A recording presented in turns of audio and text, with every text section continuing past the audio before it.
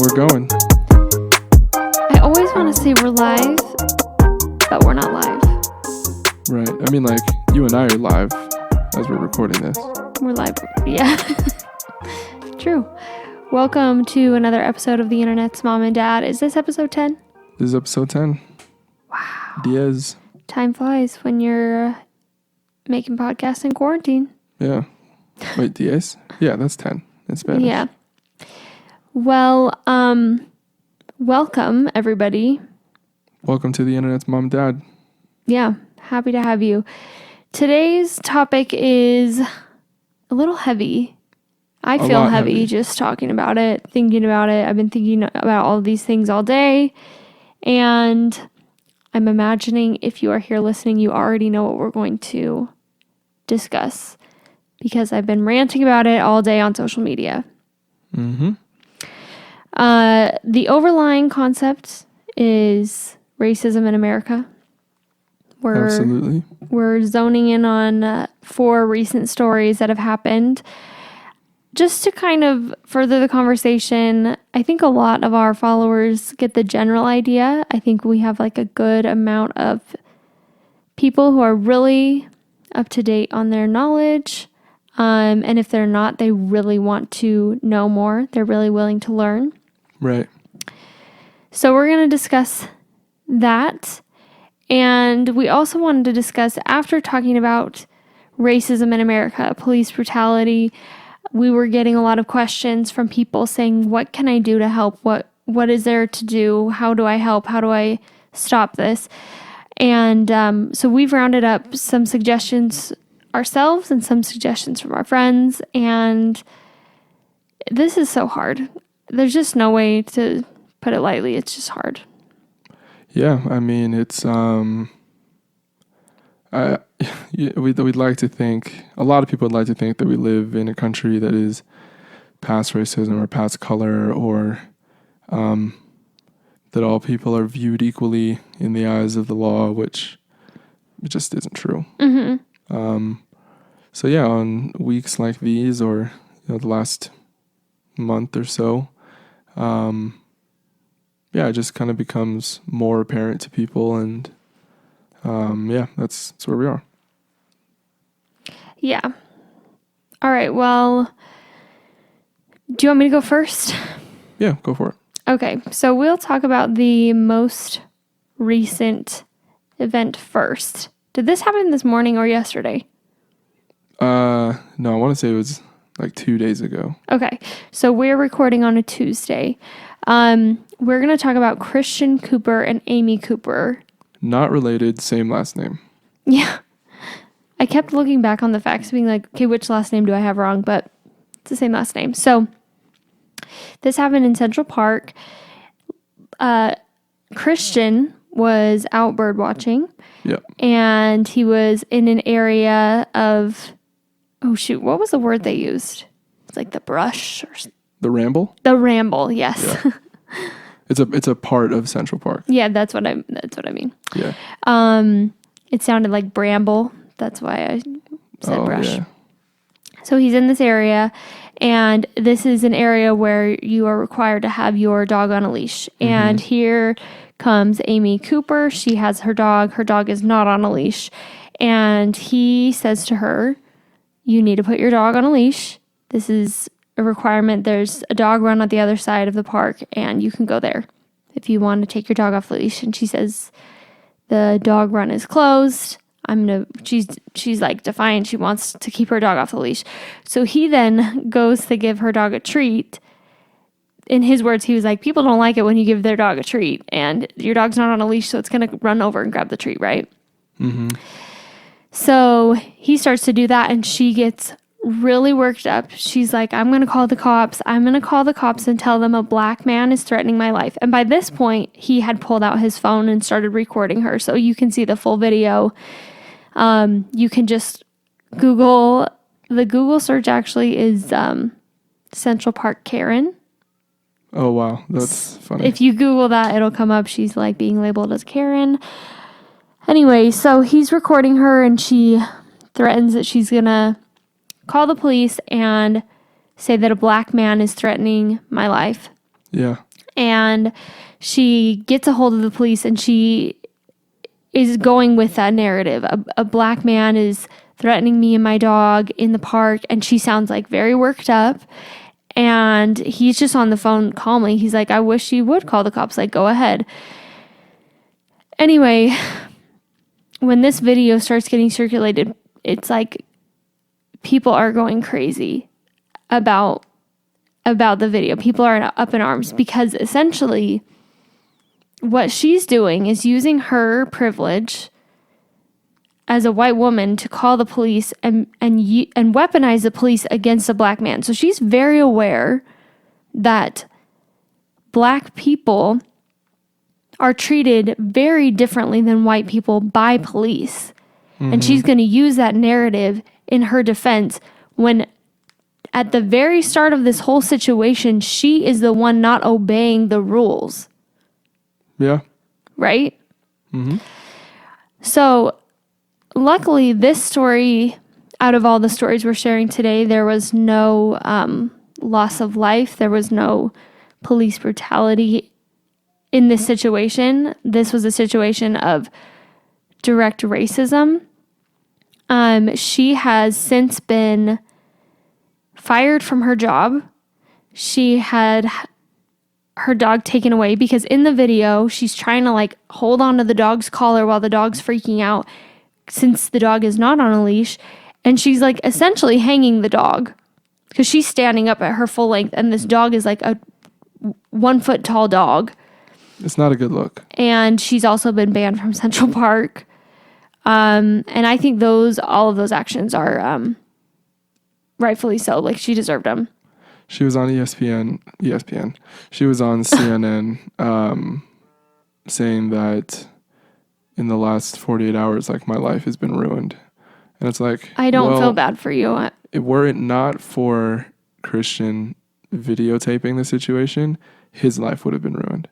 Because what you did was call the police, knowing the history of police and black people, fully understanding that, you know what, if I call the police and say a black man is doing something to me, they're going to come and... No questions asked. That's the sick part. No questions asked. So it's, like, sucks. Lost your job, lost your dog. I don't know. Can't really help you. Okay, I just want to share a couple of tweets that I found that really drives this story home for me. Mm-hmm. This is by J. Dave O. He's at Chalkness Monster on Twitter. Wonderful. Amy Cooper mortgaged her entire future to try and harm a black man for telling her to follow rules. Racism is power, not just N-words and slurs. She was saying your position in society does not allow you to talk to me like that, and now you'll be punished for not knowing your place. This tweet is from Eliza. Dang. I know, right? Dang. That's like nail on the head. That's wild.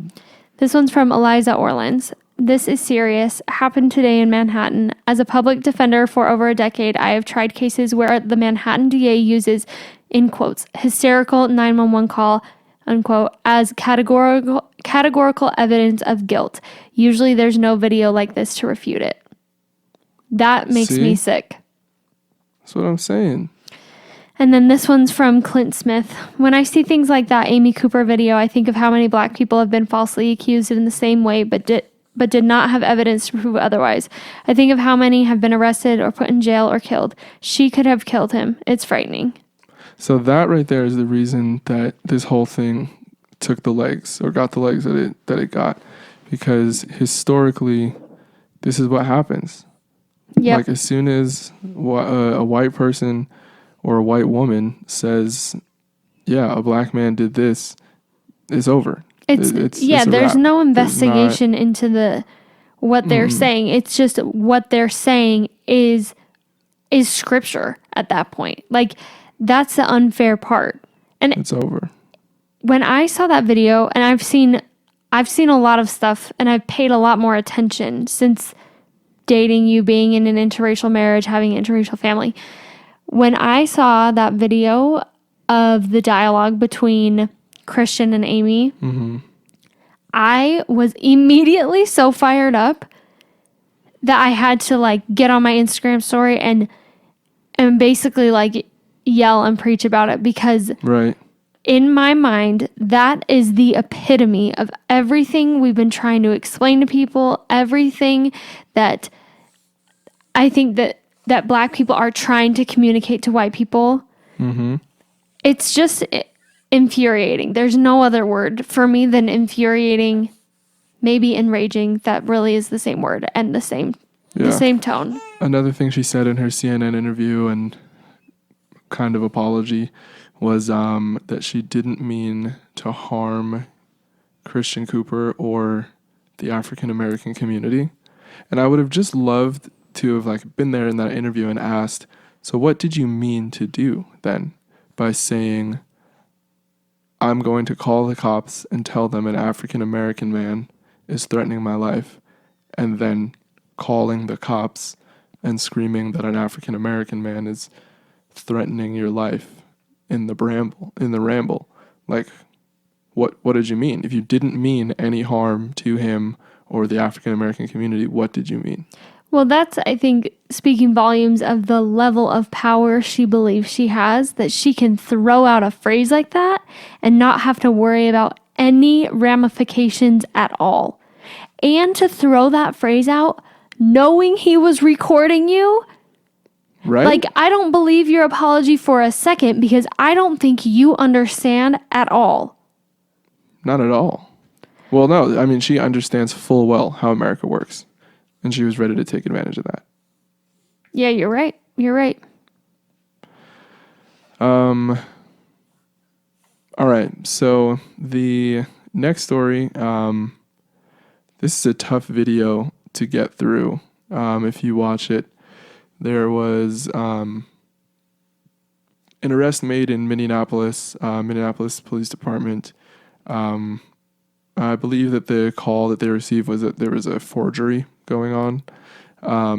So they came and detained Mr. George Floyd. And during his arrest, they say that he was resisting arrest, so they had to use force. The video starts with him already being detained. He's already on the ground in handcuffs. However, the arresting officer's knee is on Mr. Floyd's neck, and it stays there for, I think the video is like 9 minutes, almost 10 minutes. And the whole time, George Floyd is saying, like, I can't breathe. This hurts. There are bystanders saying that, like, guys, he's not resisting anymore. Like, he's down. Like, your knee, get your knee off of his neck. This other woman comes by. She works as a paramedic, and she was like, can I check his pulse? Like, let me check his pulse, because for the first half of the video, he's like saying, and he's talking, and he's saying, like, I can't breathe, my neck hurts. And then for the last 5 minutes, he's just unconscious, just not there. His nose is bleeding, and bystanders are telling the cops, like, get off of his neck. He's not responding. He died an hour later. And since then, I believe 4 of the police officers that were involved in that arrest have been let go from Minneapolis Police Department. But what's like wild is there, if you watch the video, like, they very clearly do not care. They do not care. Like, it's a very apparent. Sure, I mean, that's subjective, but it's not subjective. You watch the video and you can see there's no humanity in somebody, period. Yeah. Like, that's what gets me fired up. Like, there is no humanity in your soul, period. That's it. Like, he's just standing there, knee on this man's neck for minutes, and this man is just not responsive at all, unconscious. By the time the ambulance gets there, he's completely unconscious, and they just kind of drag him onto the gurney and load him in. But yeah, he died, and that's just, I don't know, it's just to me, it's a very good example of the fact that in America, police don't value black lives the same as they value white lives. Yeah, I don't think that they do. That's a hot take, but I don't think it's a hot take. I think it's a historical yeah, like fact. It's just, and I couldn't even get through the whole video because it's like you're truly watching somebody die in front of you, and he's like begging. Someone is begging for their life, and you're gonna take it away on the street again. The amount of power you think you have, people are recording you while you are taking away a man's life, is just like police forces as a whole. They know what they are doing. They are trained to do their job the way they're doing their job. So when they have neck holds, when they have choke holds, when someone's knee is somewhere, when they're firing, they know what their goal is. Like, I'm tired of like, oh, they weren't aware. It's like, this is your job. So make yourself aware. Do us a favor, make yourself aware. And to have people who are paramedics, wasn't there a bystander who had been in the military and he was like, I'm trained in this hold and that hold, like you're not fooling anyone. He's like, I believe he's saying that he trains with a lot of these guys at the academy. I'm not sure what the academy or which academy it is that he's referring to, but yeah. It's just, oh my gosh. I literally have a pit. This just like makes me nauseous. Okay. And that was when? Yesterday? Everything started coming to light yesterday. Yeah, that's the hard thing about these stories, you guys, is like the ones we're about to share, they happened over a month ago and we didn't hear about them till like a week or so ago. And that's part of the biggest frustration, is these huge acts of injustice are happening to people of color, and A, they're happening in the first place, but then B, the rest of America isn't even hearing about them for like months. And it's like, well, we only hear about them if there's video, because all the rest just is just shrugged off. Yeah, it's just and rationalized don't away. Do drugs or whatever. Like, yeah, that's what the officer said in the video. Don't do drugs, kids. About George Floyd. Okay, that has no standing there. Like, a lot of times, it seems to me as though these officers forget that they're supposed to be protecting everyone, and as soon as they assign blame to someone in their brains, that person is now the enemy and not worthy of saving their life as well.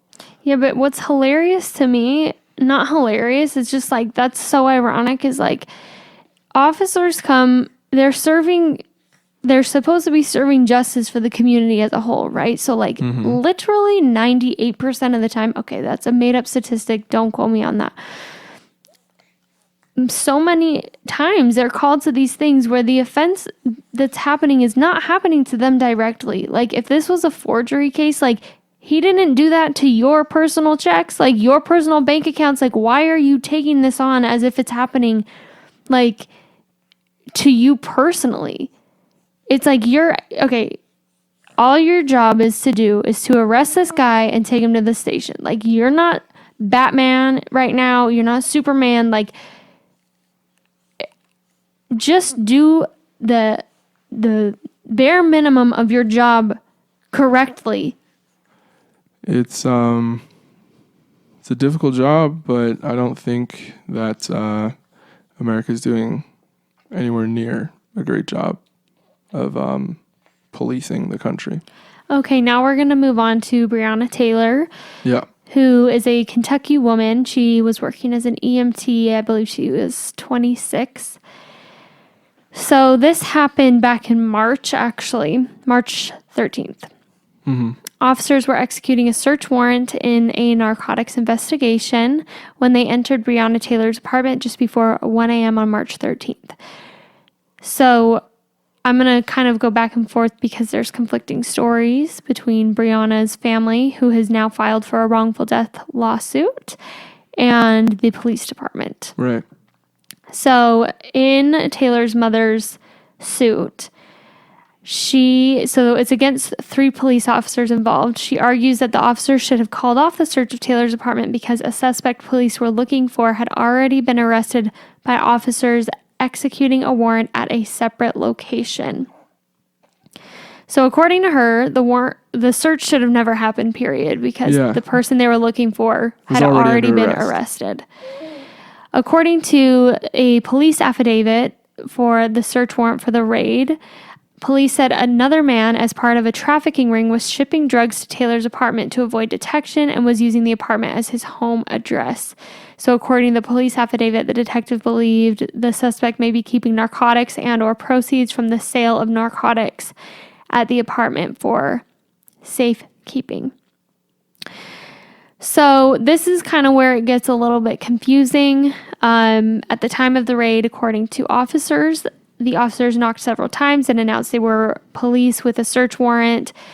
And after not getting an answer, then they forced entry, and they were immediately met with gunfire from Brianna's boyfriend, which they returned fire. Now, Brianna's family is arguing that they did not knock, they barged in.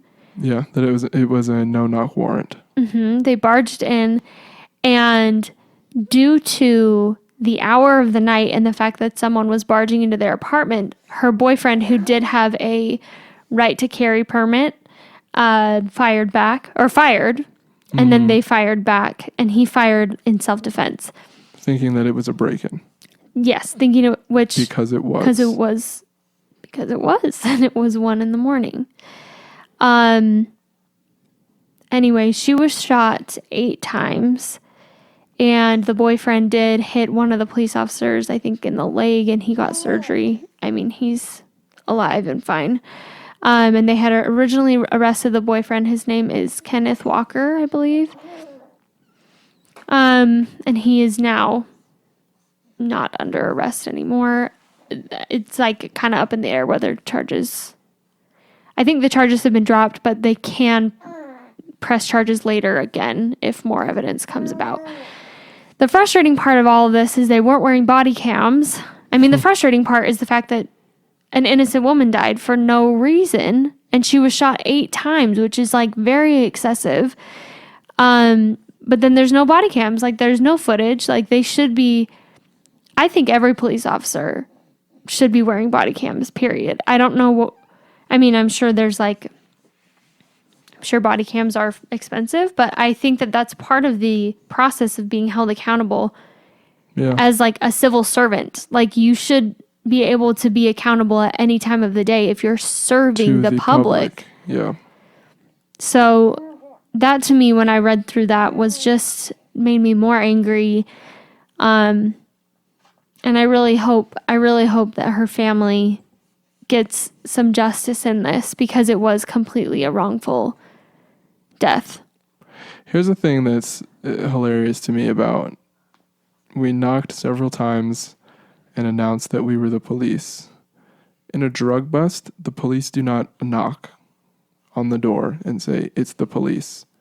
Can we come in?" Yeah, and that piece of information was released in a press conference by the police department. So it wasn't just like one officer had said that to somebody. Like they claimed to the public very openly, like, we knocked. That doesn't happen. It doesn't happen in a drug bust. Police, it's called a bust. They bust into the door. Like there isn't a grace period of, hey, we'll give you 5 minutes to hide the drugs and the money. It's just, we're coming in. It's 1 a.m. because they're trying to catch you by surprise. So yeah, they absolutely just barged in. It was the wrong house on the thing. Her family is also, questioning why her address was even on the warrant, because no drugs were found in the home. No money from the sale of drugs was found in the home. Completely very odd. Innocent citizen. It really sounds like there's a ton of people who, again, do not know how to do their jobs. That's a gist for Breonna Taylor. Do you want to move on to your last story? Yeah, Ahmaud Arbery. And this is the one that really kind of caught the attention of the country pretty early on. So Ahmaud Arbery was a black man in Georgia on a jog in a neighborhood who was then cornered by 3 white men in their vehicles trying to stop him. They thought that he was stealing from like a construction site or something. They thought he was stealing from a construction site, a house that was under construction. And so with their guns and their cars tried to like stop him and corner him. And there's video of him like trying to get away from them, trying to run away. And eventually like they stop him. They claim they were trying to do a citizen's arrest. So they get into an altercation with him. He starts fighting back. Then they shoot him dead. The 2 that are seen in the video are a father and son, and Travis and George McMichael. And then the man who is recording initially, his lawyer said that he was just a bystander who caught it on film. That has now, he's now been arrested, and that has come out to be false. That he was involved in trying to, I believe the official charge is false imprisonment. So, or attempt to falsely imprison. He's implicated. All have felony murder charges. And I believe in the state of Georgia, if you commit a felony and it ends in the loss of life of another person, then you automatically get felony murder, which is life sentence or death penalty in Georgia. So it was 2 months that Ahmaud had been killed before any like arrest, or no, I think it was 2 months before. It was like 2 months before outrage happened, and then after the outrage, then action was taken. Yeah, that's what these guys have been walking free for 2 months. Like, could you imagine murdering somebody in cold blood and then like going to your day job the next day and like nothing happens to you? Well, the one guy, the father, he was a former police officer. Oh, that's right. Yeah, so there was no way without that video getting out that he was ever going to be arrested for anything. Their claim was that they believed that he was robbing from this house that was under construction that they had seen him at before. Keep in mind that there is surveillance footage at this house of multiple people, kids, white people, going in and out of this house that don't live there, that are just walking around the construction side of this house. Yeah, I have no we've idea all what any done, of them right? are doing. Like, I've never done that. Oh. But is that a thing? Like, do people just do that? Yeah, I feel like I used to like drive around with my mom and, houses under construction that don't have doors or anything like that. Yeah, it's just I think it's illegal regardless. But, just ones that were framed, like walking around, which I think is A, illegal, and B, dangerous, so you probably shouldn't do that in general. But it's like something that literally everybody does, and I've done many, many times in my life. So the owner of it, so keep in mind, the men who killed him aren't the owners of this house. Oh, they're just like being in everyone's business. Right. So the owner, his statement via his lawyers was that nothing was stolen from the house, and that, he thought that perhaps Ahmaud had wanted water because there's like a water spigot at the front and at the back of the house. Mm-hmm. And so he was like, maybe he wanted water. I don't know. But multiple people have been in and out of that house that do not own the house, do not live there, don't have any business being there. But somehow Ahmad is the one that is cornered and killed. We know why. Right. Okay, so that wraps up the 4 recent big news stories. Yeah. So they're all racial. We have some police brutality, and then we have 2 that are directly police brutality and 2 that are more just direct racism. Yeah. So very discouraging. I think that we share these stories because we want to educate and share with our listeners what's going on in terms of current events, especially current events that involve race, which is something we are both very passionate about. Mm-hmm. And we want to be voices for, protesting inequality in that way. Moving on to what can we do?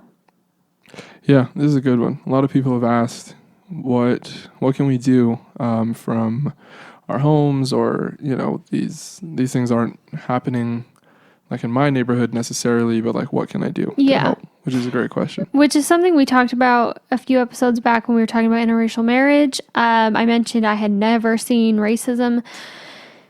This was like back when I was in high school and I was thinking about racism and I'd never seen it, and therefore I just did not think it existed, and I'd never participated in it. Mm-hmm. I never thought of anyone of color being different or worse. I mean, I knew them as different because you see in colors, but I didn't think of them as being better than, worse than myself. So, yeah, I think that we just want to really educate people in that way.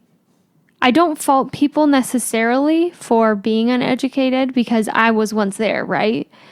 But I think once you've been educated, once someone tries to explain something to you and then you still don't believe, that's where it gets very frustrating. And then you are walking this line of like, well, you're either anti-racist or you're racist. So which do you want to be? Pick a side.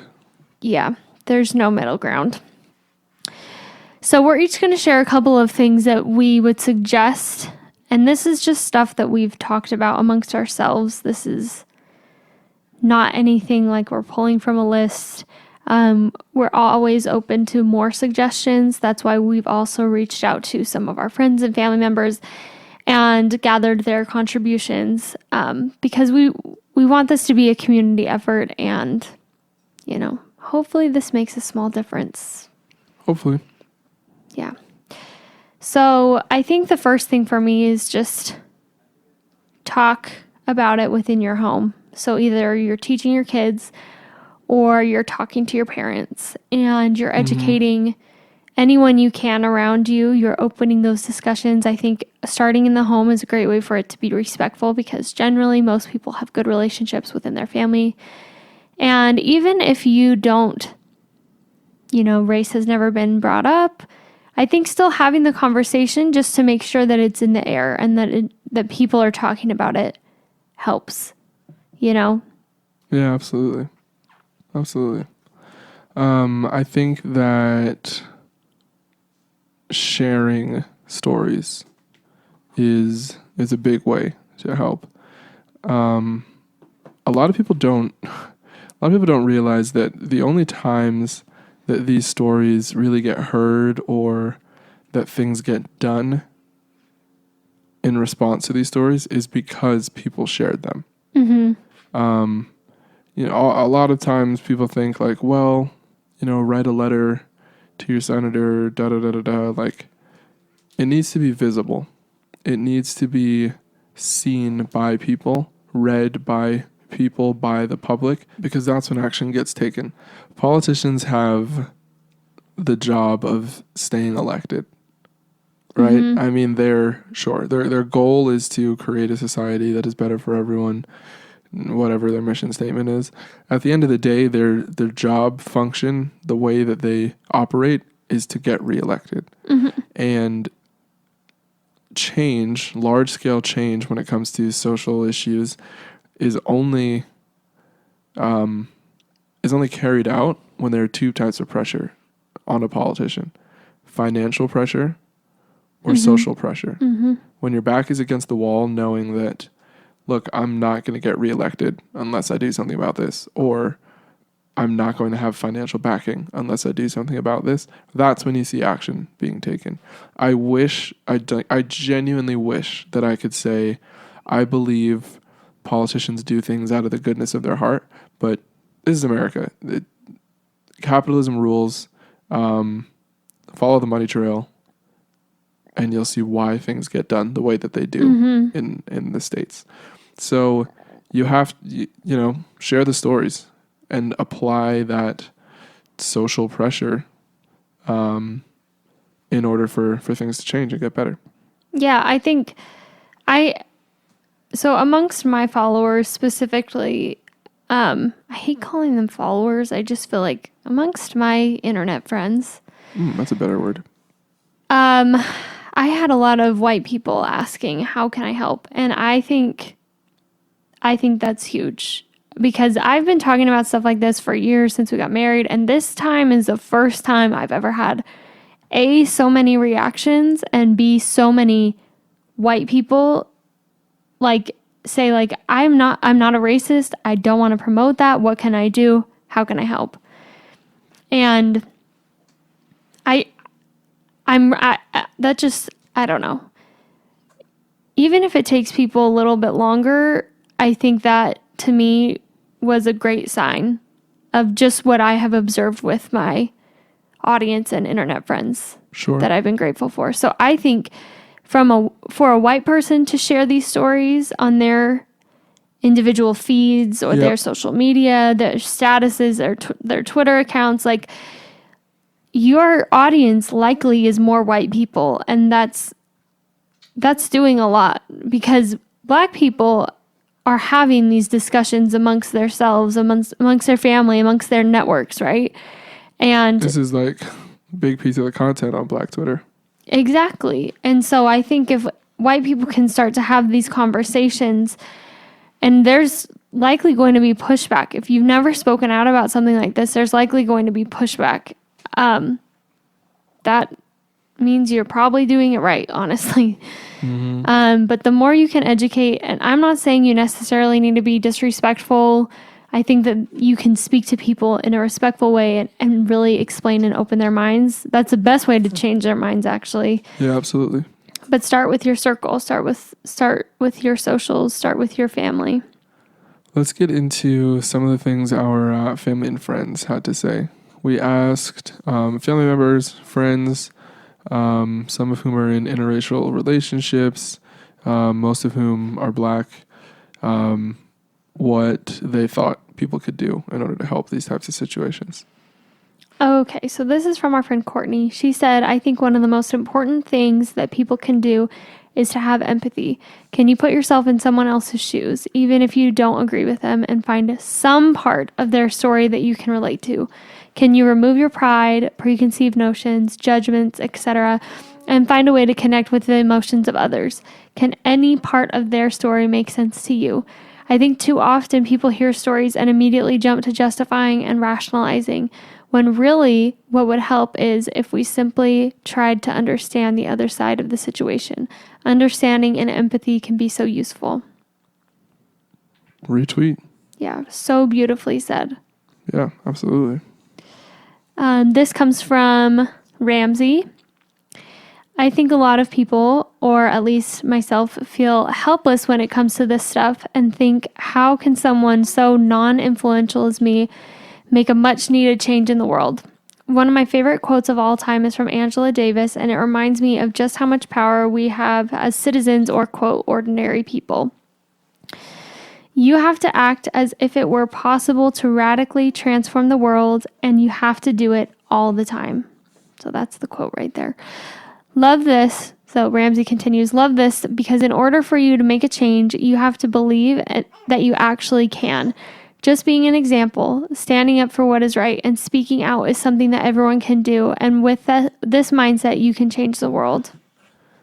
Yeah, absolutely. I mean, it's hard to see yourself as like a catalyst for change, but in reality, it's always ordinary people that create change or make things happen. So it takes all of us. It takes a lot of us.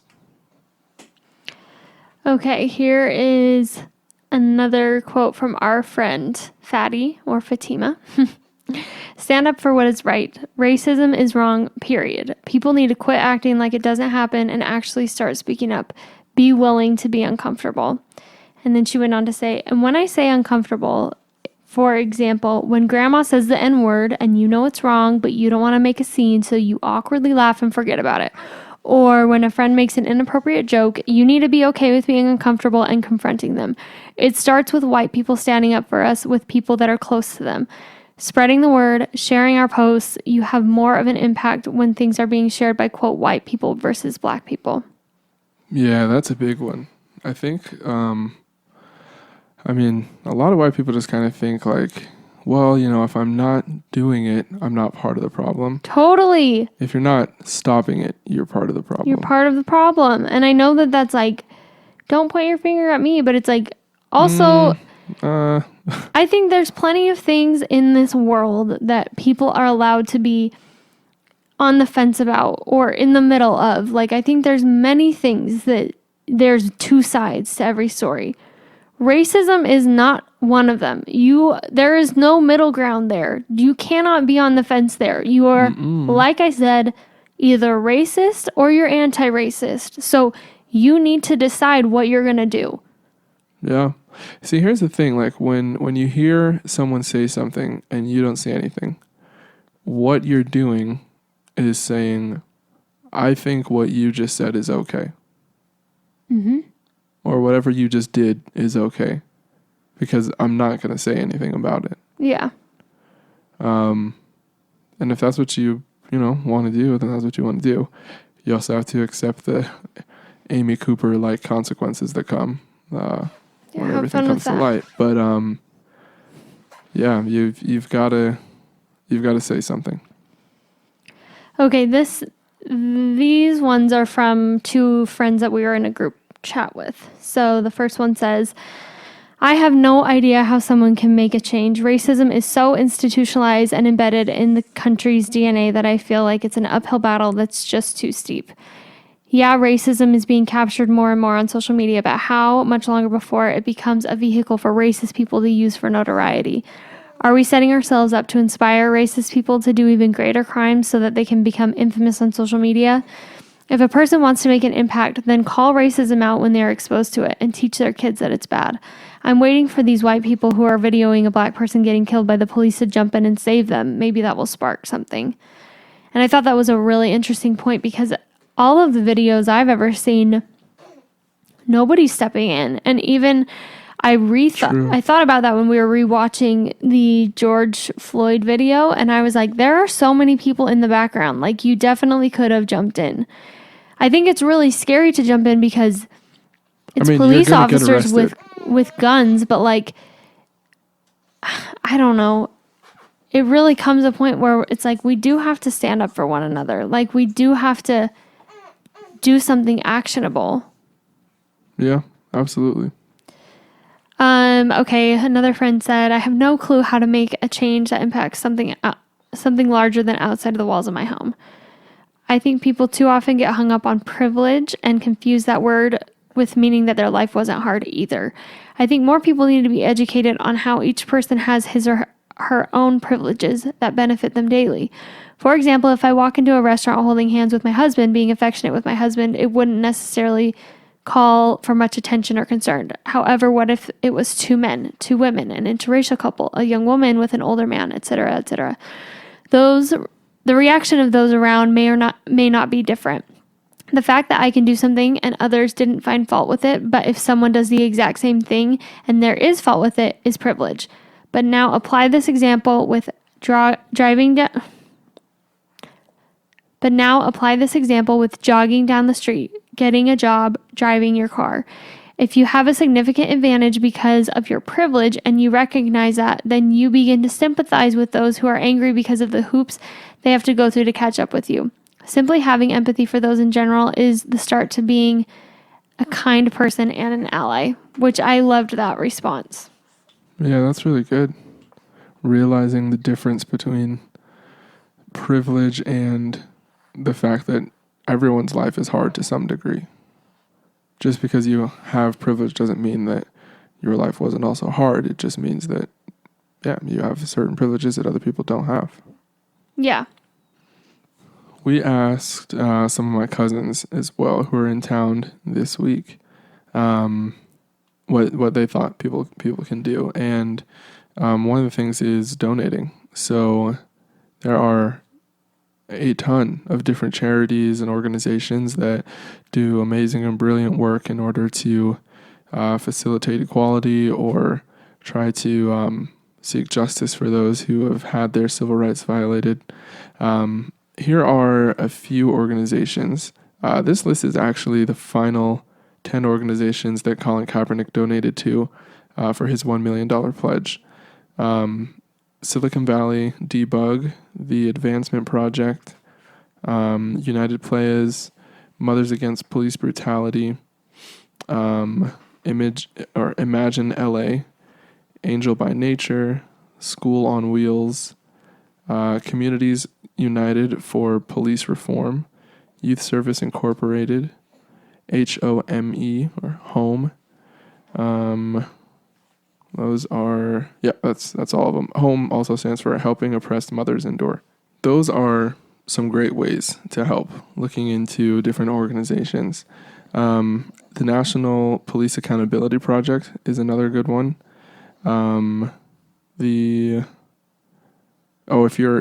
A lot of our listeners are likely in Utah. Black Lives Matter has a chapter in every state. So in Utah, that would be blacklivesmatterutah.com. So getting involved in those organizations. I know right now during Corona season, like there aren't protests or rallies or things going on in public. But once those things are occurring, being at those protests or rallies, especially if you're white, is very helpful because, as my cousin Tyler said, it's sad, but a white face at those events can really change the way the police interact with the crowd. Yeah, so sad. But it's the truth. I know. It's like now is not the time to skirt around the truth, however uncomfortable or like delicate it may seem. It's just time to own it and time to try and make a change. Yeah, absolutely. So, I mean, step outside of your comfort zone, and if you don't feel like these things are going on around you, I promise you that they are. It doesn't take very long to find them if you're looking. Get involved in the organizations that are around you. Donate in some way, protest, rally, be a body at an event. Talk to the people around you. Check the people around you that are, making comments that are a little bit too right or check whatever. Your friends that are your white friends that are using the N-word at Hannah Brown. Like enough's enough. Yeah, absolutely. Absolutely. Oh my gosh. All right. Well, if you guys have made it this far, we sincerely appreciate it. I know that this was a rough episode. I know I've been very heated all day, and so it's tiring. It's exhausting. We're just not up to our normal level of happiness and joy. But we appreciate everyone who's trying to do better, everyone who's trying to learn and teach others and show up for people who are different than them or who are fighting a harder fight than them. And just know that we see you and we appreciate you. And, if anyone has any other questions or any other resources, ways we can help, ways we can continue the fight, then please let us know. We are open ears. And that's it. we're really thankful for all of our friends for helping contribute to this week's episode. Thank you. And we love you guys. All right. And it's Mom and Dad signing off.